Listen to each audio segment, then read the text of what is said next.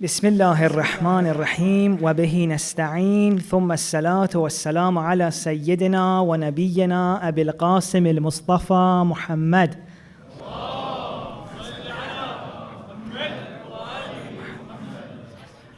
وعلى آله الطيبين الطاهرين. Dear sisters and brothers, Assalamu alaikum. Do you know how amazing it feels to be able to talk to you? I really appreciate this opportunity. Alhamdulillah that I've been given. Many thanks again to the organizers, Shabab Al-Sibtayn. Many thanks to all of you who have come to give me this massive privilege to be able to speak to every single one of you, apart from the ones who are bored already and are going to sleep. But that was just a joke, no attack. But I really want you to know how much I appreciate the time you've spent to come here. And I also want to ask all of you, if it's okay, I've got a small request before we start. Today we have someone with us who's honored us and joined, and who is also battling with an illness, going through treatment. So I was thinking maybe you could all join me in showing our care and love for this individual and praying that may, inshallah, she manages to go through her treatment and inshallah reach healing as soon as possible and have the strength to go through it. And if we can all show our love and support with the salawat. Allah.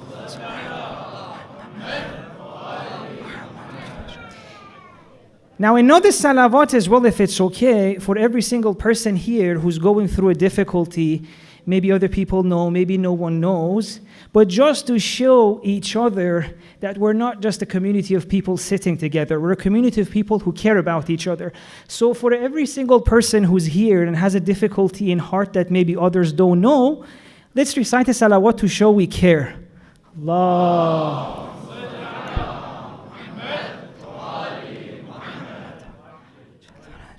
Okay, let's begin.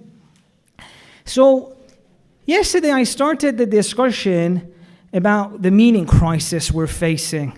As we said, there's a mental health crisis, the sense of being, disconnected from reality. Many of us, we feel like our life doesn't have a purpose, doesn't have meaning.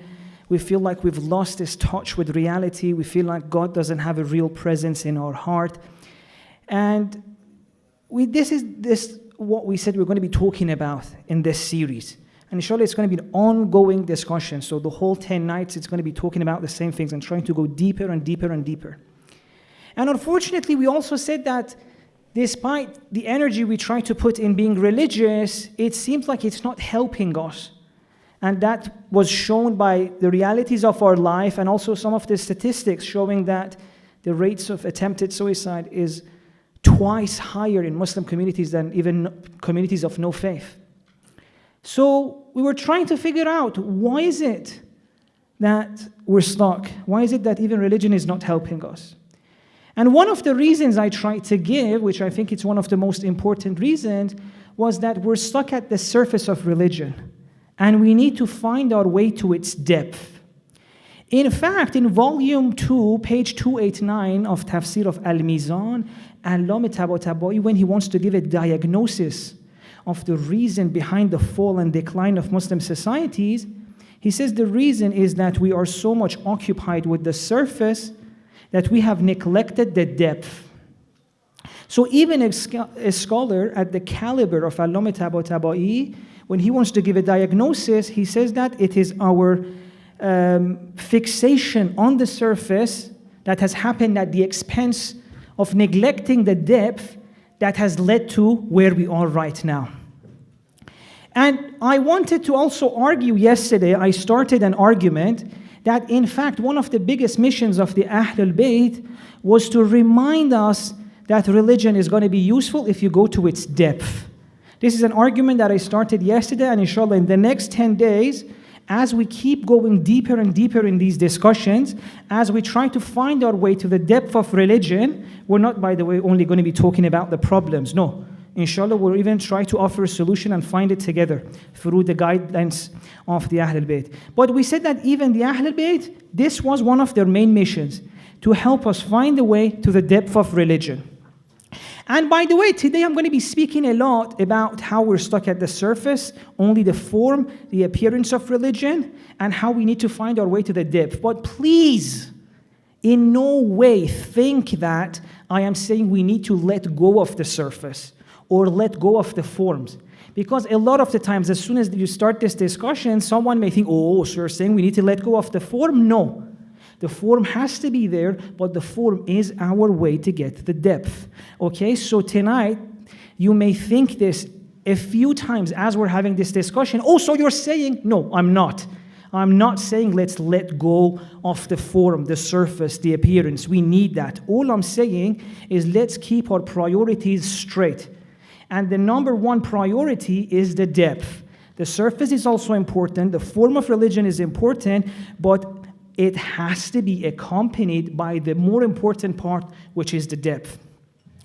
What happens when we miss this point? We get our priorities wrong, right? Things which are meant to be first primary priorities turn out to be secondary ones, and things which are important but secondary level of significance turn out to be the most important ones. And I have so many examples of this to share with you. One of the examples which I've shared in many of my lectures is the story of many parents who tell me the way they try to get their children to pray is by being abusive towards them. I even mentioned, unfortunately, a story of a father who thought that he has to hit his child in order to get the child to pray, right? And here, this is what we're dealing with, two levels of priority which have been upside down. No one is saying for that child to pray is not important. But which one is more important? For the father to hit the child or for the child to pray? Well, I am going to argue that if you look at the teachings of the Ahlul Bayt, you would see that as a doctor of the soul. Ahlul Bayt, imagine you are injured and you call the ambulance or you go to the urgent, treatment and care center. And you're there with two injuries. Which one would the doctor attend to first? The most significant injury. And I want to tell you, in that situation, if we tell one of the Ahlul Bayt that we've got a family in which the child, who's by the way, was 10, 12, 13 years old, is not praying, and a father who's hitting the child to pray, the first spiritual injury that Ahlul Bayt would attend to is what happened to the father that he ended up hitting his family. That is the more important injury there. Right? And if you look at the teachings of Ahlul Bayt, you see this is very clear. So we have a kind of upside down priorities. Now you may be saying, I'm not hitting my children. By the way, I'm not attacking that father. He needs support as well. God knows what he's gone through to get to this place. So there's no blame. I don't want to blame anyone tonight or the rest of the nights. Right? Everyone is trying their best, and we have to make sure that our best does better than what it's doing right now. So you may be saying, I'm not hitting my child, right? And that's so true. But I'm saying that's not all I'm saying. A lot of the times we get angry at our children because we feel like they've neglected one part of religion. Or maybe they're not they're not reading enough Quran as we want them to.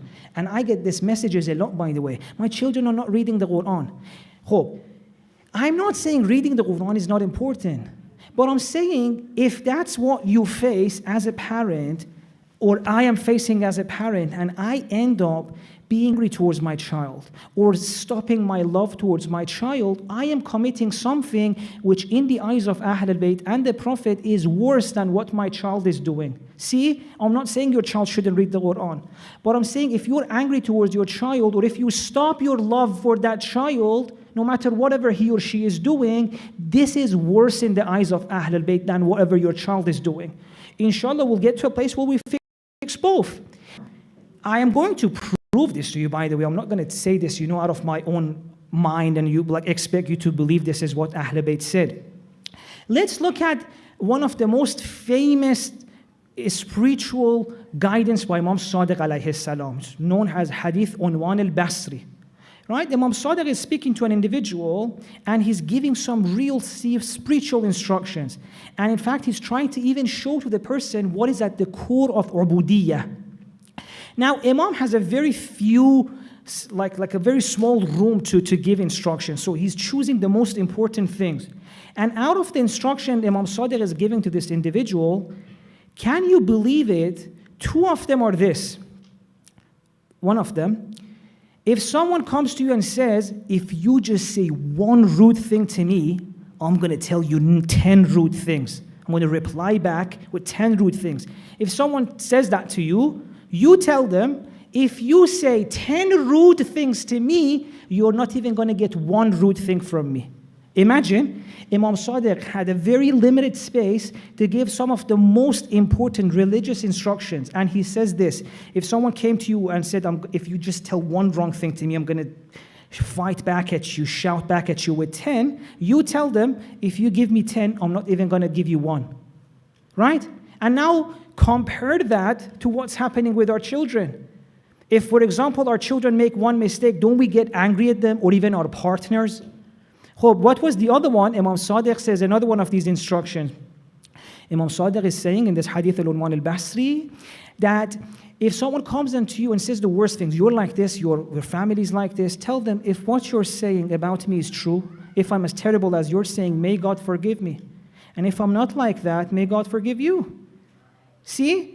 What is Imam Sadiq's priority? Is he saying that one of the most important instructions is to read? I'm not saying reading the Quran is not important, again, don't get me wrong. But I'm saying, what are his priorities? Right? And what he says are priorities which have to do with the depth of who we are, the depth of how we treat each other. Right? So this is what I'm saying, that we've got our priorities wrong. And when I speak about these things, then someone may come up and say, oh my God, Shaykh is saying, so all of religion is being nice? Well, first of all, it's not me, it's Imam Sadiq. And when did I say all of it? I said it's the priority. And secondly, do you think this is easy? Which one is easier in your opinion? To recite the Quran or to actually follow it in the way Imam Sadiq is saying, that even if your partner says something rude to you, nothing dirty comes out of your mouth. If your children shout at you, disrespect you, nothing dirty comes out of you. Which one's harder? I think our life is a testimony that what Imam Sadiq is saying we should do is much harder. So don't think that I'm trying to make religion easier. In fact, what I'm suggesting could be much harder. But the result of it is much nicer. The result of it is families in which children enjoy the company of parents. The result of it are parents who enjoy their children. Even if they make mistakes, they don't deprive them of love. Families in which children grow with less traumas. Families in which partners' love is so strong that even their mistakes cannot break it. And this is what Imam Sadiq, this is what the Ahlul Bayt wanted from us. So in these 10 series, we're trying to discuss what kind of life is possible when you bring God into your life, as opposed to what is inevitable when God is absent from our life and God is just a word on our tongues. Okay. I'm going to mention another proof, this one from Imam Ali. So last one was from Imam Sadiq alayhi salam. Another one from Imam Ali, in which it's so clear, this distinction between the surface of religion and its depth. A person, you must have heard this, or well, now you're going to hear it even if you haven't. There's nothing wrong about it, right? It's called the Sermon of Muttaqin, Khutbah Muttaqin, in which a person by the name of Hammam comes to the Imam. Okay? He asked Imam Ali alayhi salam, can you describe the pious people to me, people with piety, people with taqwa, in a way that I can, it's as if I'm seeing them. See, Hammam is such a smart person. Even his question, he's asking for depth. He doesn't just say, describe them to me. He says, describe it to me in a way that I can see them. Imam Ali, what does Imam Ali say? He said, Taqillah wa ahsan. Have piety and do good. Which shows that Imam Ali wouldn't give this depth to everyone because a lot of people didn't care about it. He wanted to check first, how serious is Hammam? Hammam says, Imam, fair enough, that's a beautiful answer, but give me the real one. I want that depth. And then Imam starts, and on the spot, he gives this beautiful sermon, a description of what does an ideal community of people with taqwa looks like. What are these people who have found the depth of religion? What are they like? And on the spot, Imam just gives this beautiful description that if you just pay attention to it, it will blow your mind away. And you see that it has nothing to do with the surface. It's all about the depth. And I will talk about Imam Ali's description of what is a community of people with real deep taqwa-like, but not just yet. We're going to come back to that at the end of tonight's talk. Before that, I thought it's very good to talk about where are we right now. I'm going to mention 10 ways in which we are stuck at the surface. And I'm not saying this in order to attack us or in order to make us feel bad. No, every place in which we have a shortcoming is also an opportunity for us to improve. It's a way in which our life can become much better. It's a way in which our life can be more sweeter. God can be more present in our life, right? So that's why we've named tonight's lecture 10 opportunities for improving our community. And I'm going to be discussing 10 ways in which we're stuck at the surface, how it's costing us, and in the next 8 nights, we'll slowly give us the solution given by the Ahl al-Bayt and how we can go to the depth, and you will see we will get to a place where your understanding of yourself, religion, God, and this world will change. Okay, please recite the salawat.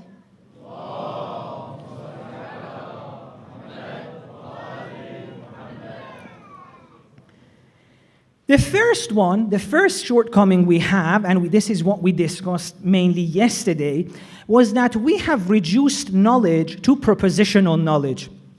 What does that mean? We discussed it yesterday. We have limited religion only to sentences, words. So instead of, for example, feeling that God is great in our heart, we say Allahu Akbar.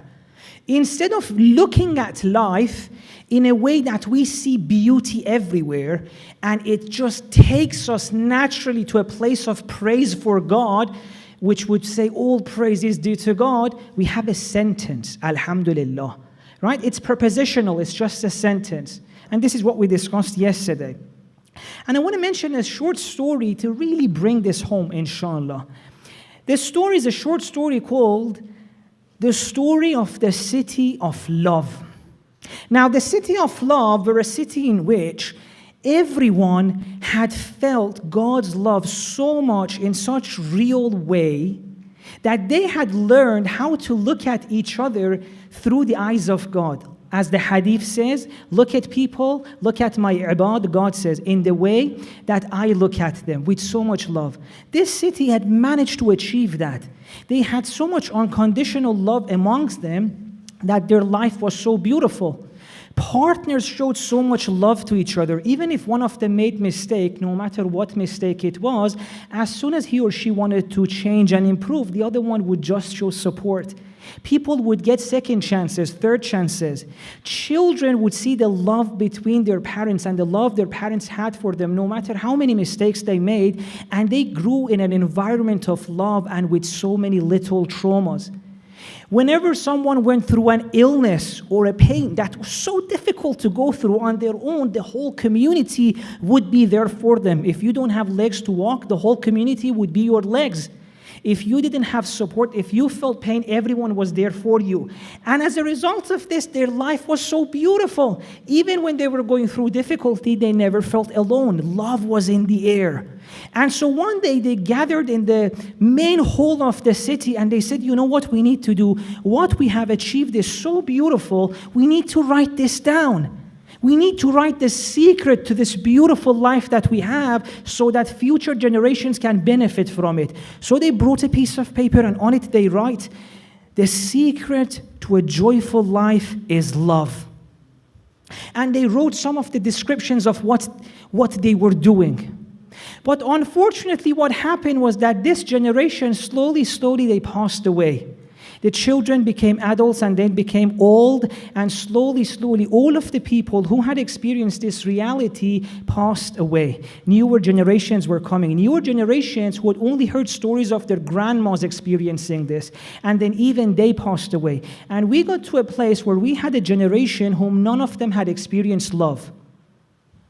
So we reached a place in the city of love where no one knew what love was. Everyone had forgotten it. Whoever had experienced love had passed away. And everyone was miserable. They didn't know what's the point of life. They were going through so much difficulties, and sometimes their pain and responsibilities were so much on their shoulders that they felt like they're so lonely in this world. They didn't see the world as a beautiful place. And by chance, one day they came across this document written tens of years ago by their ancestors, in which it said, the secret to a joyful life is love. And then their ancestor described how happy they are, how supported they feel, and everything seemed great. And so they were like, you know what? The secret to a joyful life is love. But the problem was they didn't know what love was. So all they had was the word love. They hadn't felt it. So what they ended up doing was they thought, okay, maybe if we talk about it more, maybe if we teach our children. So they started teaching this in their school to their children. Love is the secret to a happy life. And everyone was meant to memorize that. And then on the weekends, they would all gather and speak about love, something they didn't know what it is. So how would they speak about it? They would just look at the descriptions that the ancestors had left. So for example, they would say, we are so in love that we want to keep talking to each other. And so they would try to talk to each other, but they would get bored because they didn't have love. Or for example, they said, you know what we do when we're in love? We hug each other. So they tried to hug someone they don't love, a stranger, and it felt weird. And slowly, they were like, well, what were they on about? This love is not doing that much. I'm trying to talk to this stranger, it's boring. I'm hugging this stranger, it doesn't feel anything. Why? Because they had lost the reality of love. Love had turned into a word. And so slowly, people were having questions. And people were like, maybe love is not the secret. Maybe love is not the answer. So they had to keep their children, keep the next generation following it by force. No, don't question this. Love is the secret, even if you don't feel it, even if it doesn't change anything about your life. But what is love? Well, love is the secret. So the only way they kept it was through making it a force. You had to follow it, or you were doomed. And now, why am I talking about that? Because in so many ways, unfortunately, this is something that happened to us.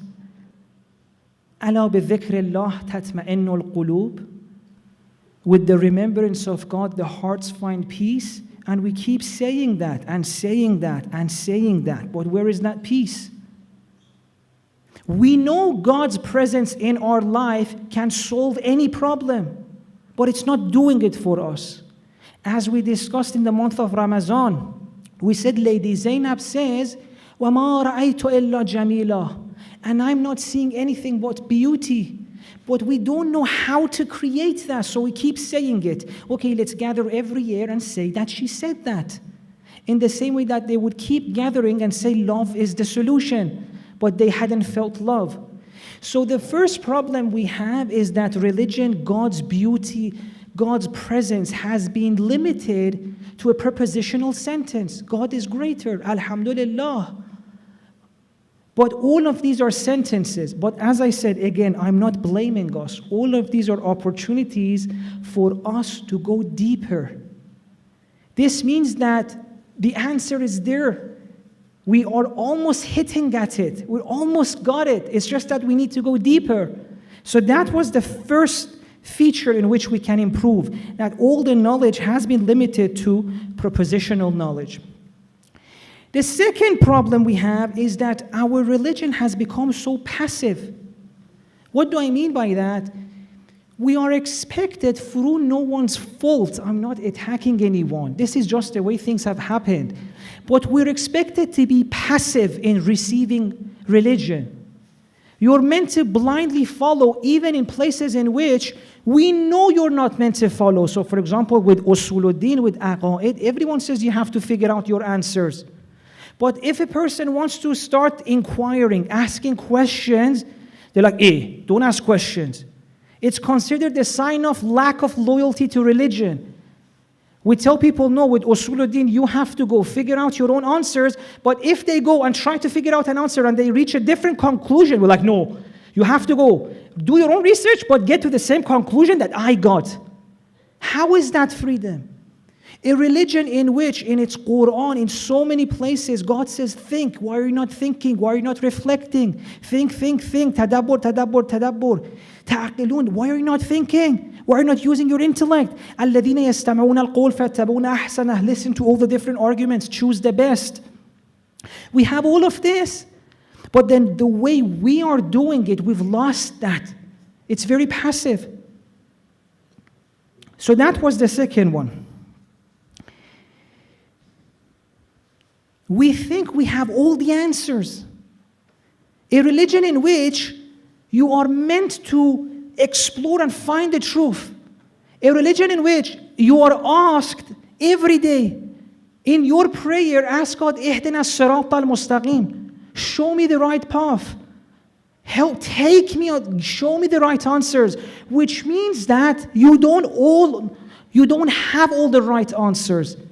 A religion that is trying to turn you into a seeker of truth. Unfortunately, a lot of us, we think that no, we already own all of the truth.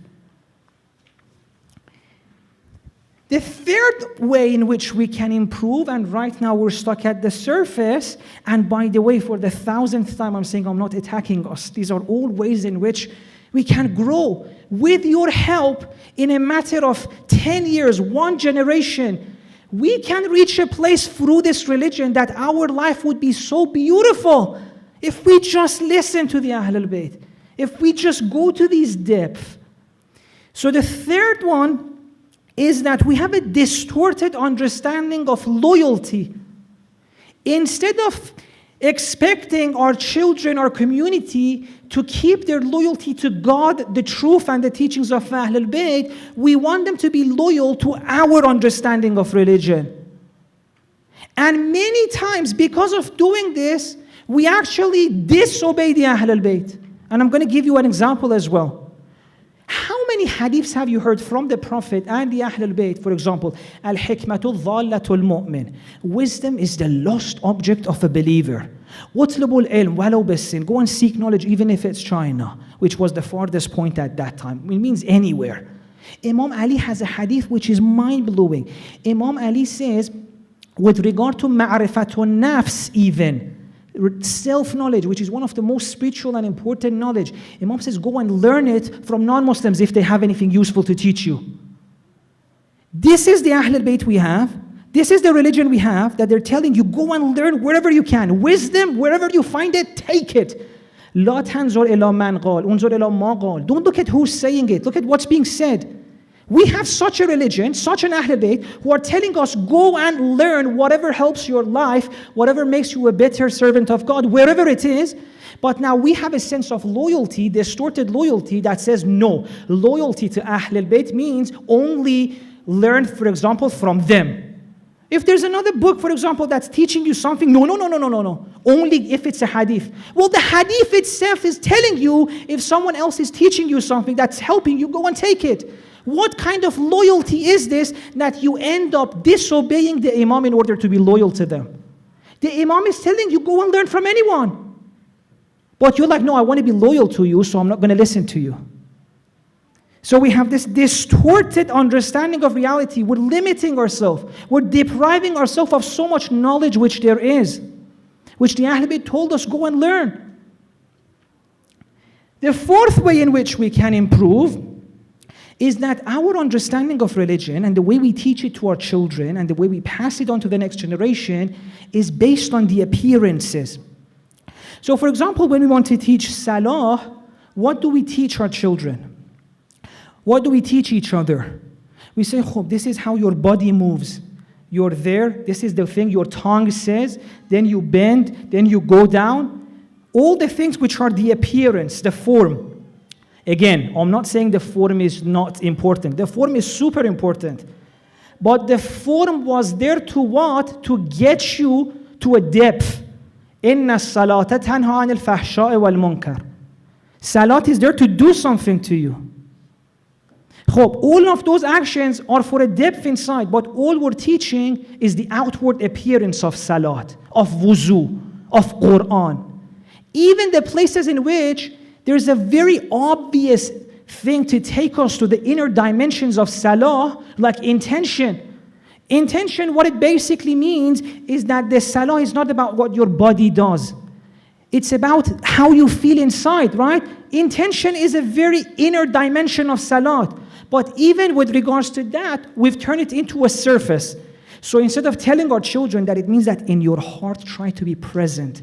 Do it as you're conscious. Don't do it like just at a habit. Instead of teaching intention like this, what do we say? You have to say, I am doing this qurbatan ila Allah. Again, intention is turned into a surface as well. So you can say, I am doing this 2 rakat, for example, qurbatan ila Allah, while your heart is not even there. See, even intention, which has to do with the heart, we've turned it into a surface level thing. And instead of using salat, which is something to look through and find God, we're just looking at it. We're stuck at salat. Shahid Mutahari has this beautiful story. He says, I was in Hajj, and one of the great ulama saw me. And he says, how are you? And he says, okay, tell me, what do you do when you pray? Shahid Mutahari tells him, that great alim, that when I pray, I try to focus on my recitation, focus on the words. Make sure I'm mentioning the words correctly. I'm paying attention to the meaning. And that scholar asked him, okay, but when do you pray? Salah is you talking to the God. If all you're doing is checking the words, when are you talking to God? When are you communicating with God? When is that taking place? Again, I'm not saying we need to let go of the form. When did I ever say that? Saying the form is there, it's super important. It's Prophet's best gift to us. But it's there to take us somewhere. How many of you, when you look at your own prayer or the prayer of people around you, you feel communication between the person and God is being taken place? So that was number 4. Number 5 is that we have a one-size-fits-all prescription for our worship. What do I mean by that? Look at most centers, most places. Again, wallah, I'm not attacking anyone. I kiss every single one of your hands. I love you so much. All the organizers, wallah, wallah, wallah, I'm not attacking. I'm just trying to talk about how can we enjoy it more. But in every single center, what do we do? The taqibat looks exactly the same, almost identical. After the prayer, everyone says the same thing. The Laylatul Qadr, the nights of Qadr, everyone does the same thing. Regardless of your level of spirituality, regardless of your level of self-development, regardless of your challenges, regardless of the pain you have that you want to share with God, everyone does the same thing. Whereas when you look at the ahadith of Ahlul Bayt, the Ahlul Bayt make it very clear. With wajibat, everyone does the same thing. That's where we all do the same thing. But when it comes to mustahabat, like taqibat of namaz, like even many parts of salat, by the way. If you strip salat away from its mustahabat, a very limited thing would be remain. A lot of salat is even mustahabat. Imam says with regard to mustahabat, how you do Laylatul Qadr, how you do, for example, all of these nights, follow your heart. Every person has to do something that suits them. What do you need to tell God? Find something that does that for you. But we have this kind of one-size-fits-all prescription. One thing for everyone. The Imam says what? غَيِّرُوا الْعَادَاتِ تَسْهُلُ عَلَيْكُمُ الطَّاعَاتِ. Imam says keep changing it. Keep changing the way you do it. The taqibat, every day say something different. Qunut, keep changing it. Laylatul Qadr, keep changing it. Why? Because if you don't, it turns into a habit. What happens in a habit? Your mind is not there. You're on autopilot. You don't have attention. You don't have presence of heart. So that was number 5. We have a one-size-fits-all prescription. Number 6, worship has been limited to a few actions. Religion has been limited to a few actions. Religion, which was God's way of helping us have better lives, Allah, believe me, this is my promise to you. In the next 8 nights, I'll show you what religion can do. And it's not me, it's Ahlul Bayt, okay? It's God, Quran, Islam, it's not me. I will show you what religion can do. But that religion, which can change our life, right now has been limited to a few actions. So many aspects of our life is out of it. Masalan, how your relationship with your partner, your relationship with your children, the career you choose, your work. Sometimes they tell me, give an Islamic lecture, and I start talking about relationship between partners. They say, no, we want something Islamic. I'm like, what is more Islamic than to creating good families?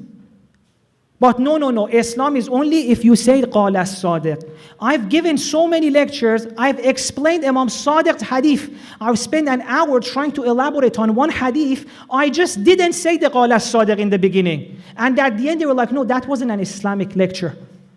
So religion has been limited to a few actions, and even in those actions, we only expect it in a certain way. Even with sins is the same. Masalan, we've forgotten about all the problems of the heart, all the traumas, resentment, pain, trauma, jealousy, anger, things which can eat your heart from the inside. None of that are considered important, or at least they're not at the first priority. It's all about, for example, adultery, it's this, it's that. So we don't have a holistic understanding of religion. Please recite the salawat.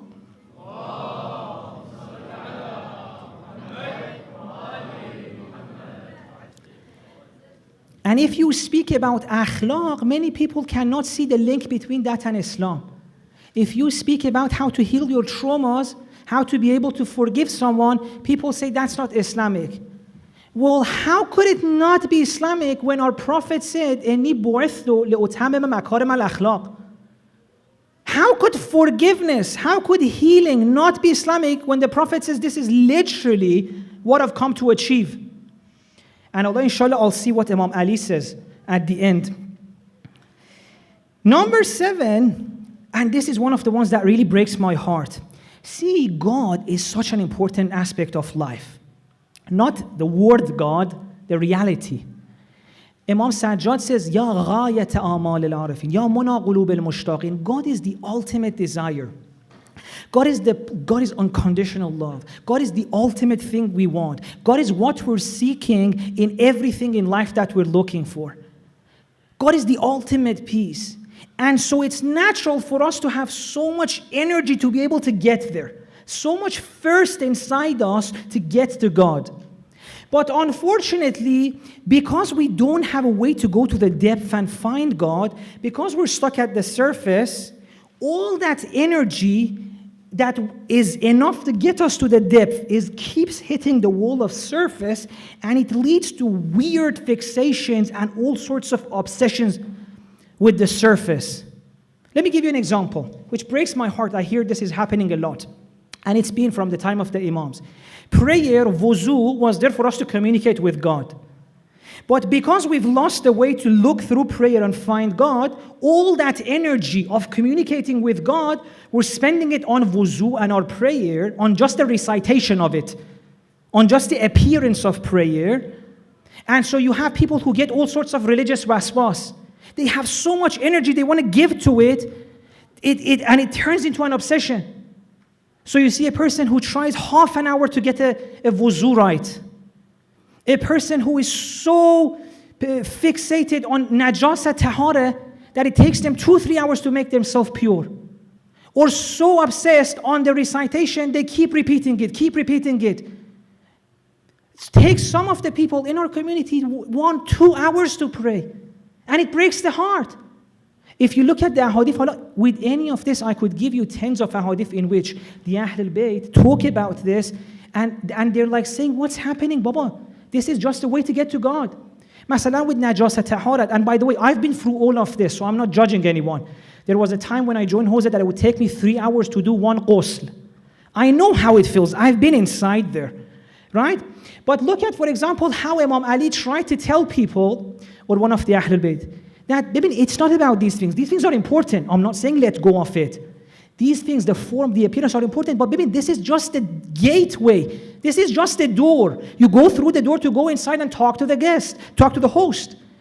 One of the Imams says he wants to put someone's heart at rest, that don't be so much focused about najasa taharat that it annoys you, it makes you hate God.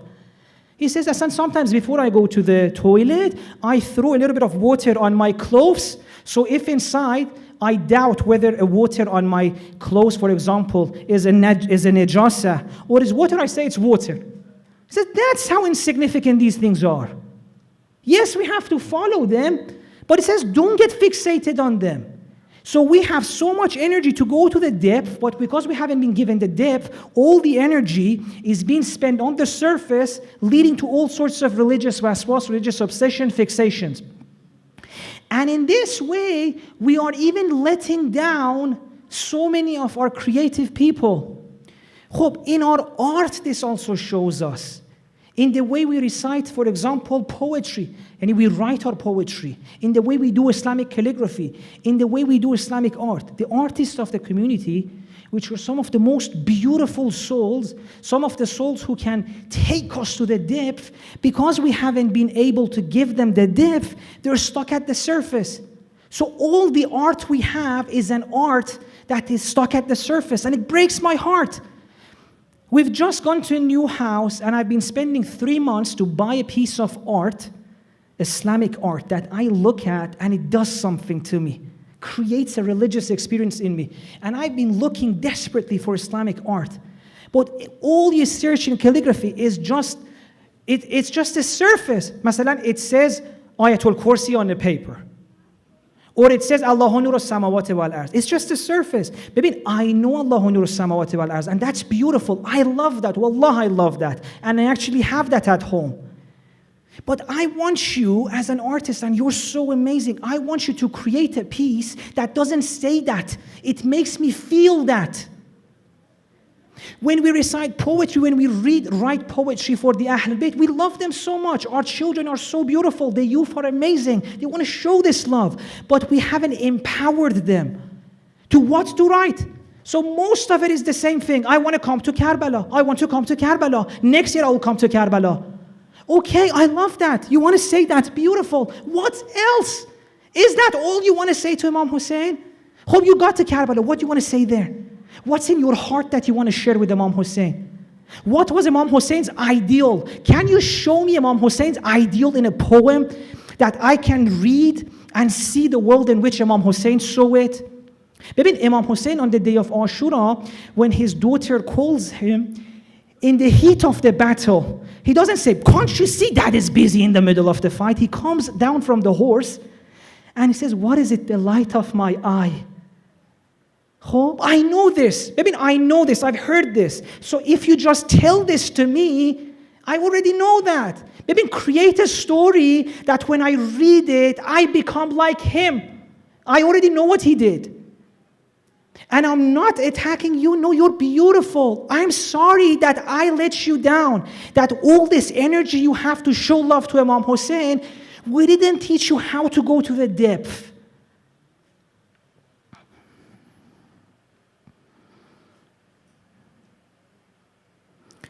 Another way in which this has showed itself is that because we haven't managed to go to the depth of what Imam Hussein was like, the depth of what Imam Ali was like, instead of growing to look at the world at the same height as them, we have brought them down. And again, I'm not attacking us. We didn't know any better. If you ask many of us what's special about Imam Ali or Imam Hussein, he stood for justice. That's all. That's all. That's amazing, God. But do you know how much more Imam Hussein was? Do you know justice is level 1, Imam Hussein is level 100? And we'll talk about it, by the way. I'm not just going to say these false promises. In the next 8 nights, I'll show you where Imam Ali is standing, at what height Imam Hussein, at what height he's standing.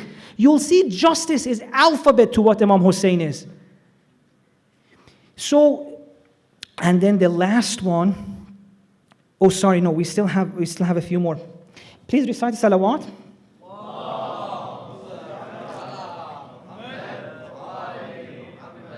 I'm so sorry. I know we're late. I'll try to really go through them quickly. So number 8, and I'll go through it quickly, is that stalking at the surface can lead to disunity, can lead to division. Babin, what is at the depth? By the way, sorry, I use babin, it means look, see. It's a Persian word, I'm sorry. What is at the depth of religion? God. What is God? قُلْ هُوَ اللَّهُ أَحَدٌ. There's no division in God. God is one. God is united. As you go towards God, you see that everyone goal becomes the same thing. You see that everyone, in whatever they're seeking, they're going through God. Even when you're looking for love, even when you're looking for a job, whatever you're seeking, La ilaha illallah means that there is nothing to be sought in this world other than God. If we're at the surface, we don't see. Because between us and that ultimate desire that we have, there are levels. But as you go deeper, it becomes clear to you that at the end of the day, we're all looking for the same thing. La ilaha illallah literally means it is impossible in this world to look for anything other than God. There may be a few levels between you and that ultimate desire, but ultimately that's what you're looking for. As you go towards the depth, you become united with others. You see everyone's after the same thing. But as you get stuck in the surface, there are so many differences. It can create division. You see two Shia centers following the same God, the same religion, the same Ahlul Bayt, fighting over the smallest thing, bringing police to settle their disputes. Because when you're at the surface, all you see is division. The more we go to depth, the more unity we'll have. Number 9. Sorry, is it okay if I just communicate with the organizer? Should I continue maybe 5-10 more minutes, or should we stop and continue the next one? Okay. Well, we'll continue this tomorrow, inshallah, because we don't want to take more time and I don't want to sacrifice the content. So I have 2 more, inshallah, to give you tomorrow, and also Imam Ali's description of Khutbah Muttaqin, of what an ideal society of religious people should look like. None of this is from me, all of this is from Ahlul Bayt. They have so much to teach us. We still have so much to benefit from them. You'll see that there is so much beauty here. What they've done for us and what they still can do for us, it's so extraordinary. And inshallah, we'll try to see that in the next 8 nights. And tonight is the night in which Imam Hussein and his family are arriving at Karbala. And inshallah, tonight we're going to be benefiting from Masa'ib with the dhikr of salawat.